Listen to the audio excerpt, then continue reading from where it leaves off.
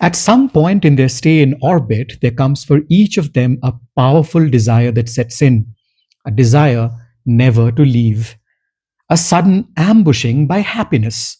They find it everywhere, this happiness, springing forth from the blandest of places, from the experiment decks, from within the sachets of risotto and chicken cassoulet, from the panels of screens, switches, and vents, from the brutally cramped titanium, Kevlar, and steel tubes in which they're trapped, from the very floors which are walls, and the walls which are ceilings, and the ceilings which are floors, from the handholds which are footholds which chafe the toes, from the spacesuits which wait in the airlocks, somewhat macabre.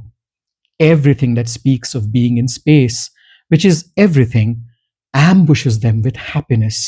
And it isn't so much that they don't want to go home, but that home is an idea that has imploded, grown so big, so distended and full that it's caved in on itself.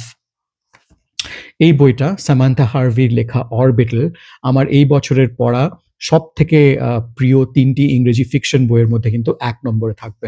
এই বইটা 2024 সালে Booker prize পেয়েছিল। 6 astronauts rotate in their spacecraft above the Earth.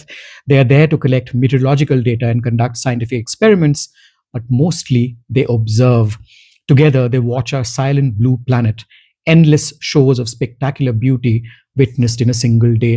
তো অত্যন্ত meditative, অত্যন্ত reflective একটা বই, দুর্দান্ত লিরিক্যাল প্রোজ, মন ভালো এবং মন খারাপ দুটো একসাথে এই বইটা করে দেয়। অনেক সময় এমন হয় আমরা ভাবি যারা মহাকাশচারী, যারা অনেক দিন পৃথিবীর সাথে যাদের কোনো সম্পর্ক নেই, তারা বুঝি এই গ্রহটাকে, তাদের এই গ্রহের মধ্যে তাদের ঘর বাড়ি, তাদের ফ্যামিলিকে খুব মিস করেন। নিশ্চয়ই তারা মিস করেন, কিন্তু এখানে একটা জিনিস যেটা খুব সুন্দরভাবে বর্ণনা করা রয়েছে সেটা হচ্ছে এই যে যখন আপনি একটা কোনো particular moment, when you bear witness to a particular moment that has magic in it with a specific group of people in a specific time and place, so it becomes very difficult for others in your life. They could be your family members, they could be your friends. তাদের পক্ষে কিন্তু ওই জিনিসটার সাথে relate করা খুব মুশকিল হয়ে যায়। You cannot explain quite what the magic in that moment felt like with somebody who was not there with you.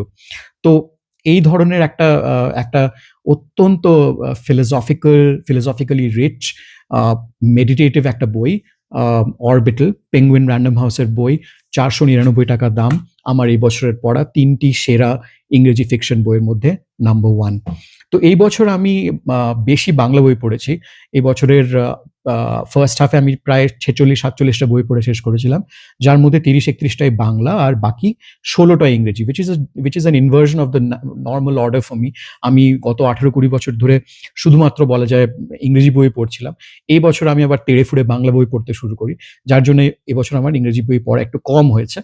But from those 16-17 books, I have chosen the 3 top fiction reads, English fiction reads of the year. Number 1 was Orbital by Samantha Harvey. এই তালিকায় 2 নম্বরে যে বইটা রয়েছে সেটা হলো এটা, The Director by Daniel Kehlmann.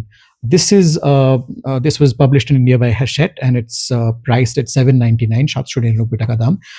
This book tells the story of the German film director G.W. Pabst, who was one of the most iconic filmmakers of the 1920s and 30s. He was a German language filmmaker. And when the Nazis seized power in Germany, Pabst was shooting a movie in France.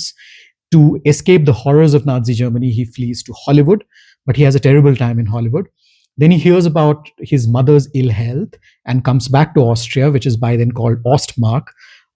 He comes back with his wife and his young son, and they're confronted with the barbaric nature of the Nazi regime, but he's also soon co-opted by the Nazi propaganda machine. And then ensues an epic struggle between an artist, his conscience. How does a person become a cog, or does he become a conspirator in one of the most evil, one of the most grotesque regimes that the world has ever seen?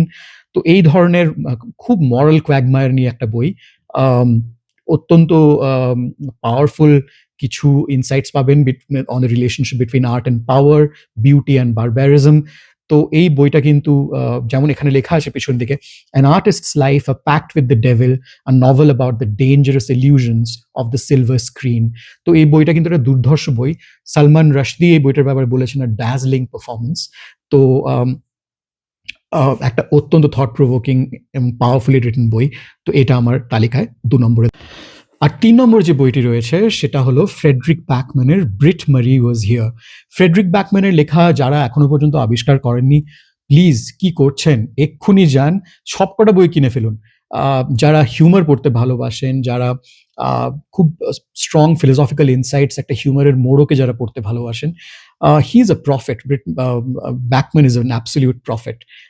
ওনার মতন লেখনী, ওনার মতন humour ব্যবহার করার ক্ষমতা, ওনার মতন ভালোবাসা দিয়ে, যত্ন দিয়ে চরিত্র নির্মাণ করা এবং আপনাকে হাসানো, কিন্তু চোখের কোণে কোথাও একটু জল রেখে যাওয়ার যে একটা অদ্ভুত ক্ষমতা ফ্রেডরিক ব্যাকম্যানের আছে, সেটা কিন্তু এই সময়কালের কোনো অথরের মধ্যে আমার চোখে পড়েনি। উনি একজন সুইডিশ লেখক।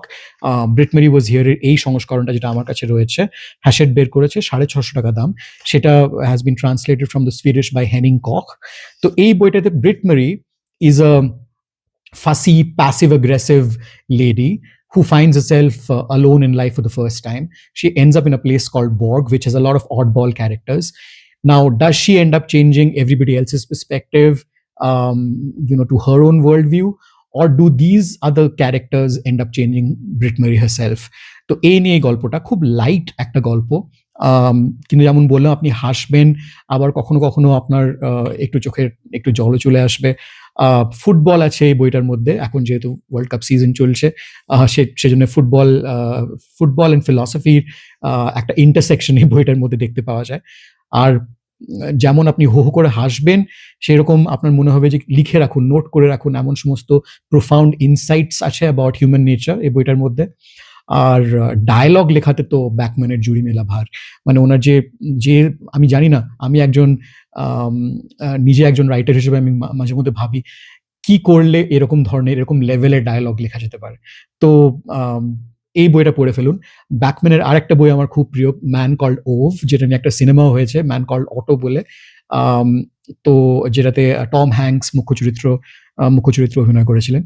তো ব্যাকম্যানের সমস্ত বই পড়ে ফেলুন। এই বছরে আমার পড়া সব থেকে প্রিয় 3টি বইয়ের মধ্যে 3 নম্বরে রয়েছে ব্রিট মেরি ওয়াজ হিয়ার। তো এই হলো আমার এই বছরের পড়া টপ 3 ইংলিশ ফিকশন রিডস। এর মধ্যে কোনো বই কি আপনার পড়া? তাহলে জানাবেন কমেন্টসে। আপনার এই ভিডিওটা দেখার পরে যদি ইচ্ছা হয় এই 3টের মধ্যে কোনো একটি বই কিনে পড়ার, সেটাও আমাকে জানাবেন কমেন্টসে কেমন লাগলো। আর এই ভিডিওটা ভালো লেগে থাকলে একটু লাইক আর শেয়ার করে দেবেন। আর যদি এখনো আমার চ্যানেলকে ফলো না করে থাকেন, তাহলে এক্ষুনি সাবস্ক্রাইব করুন বইখোর বাঙালি। Thank you.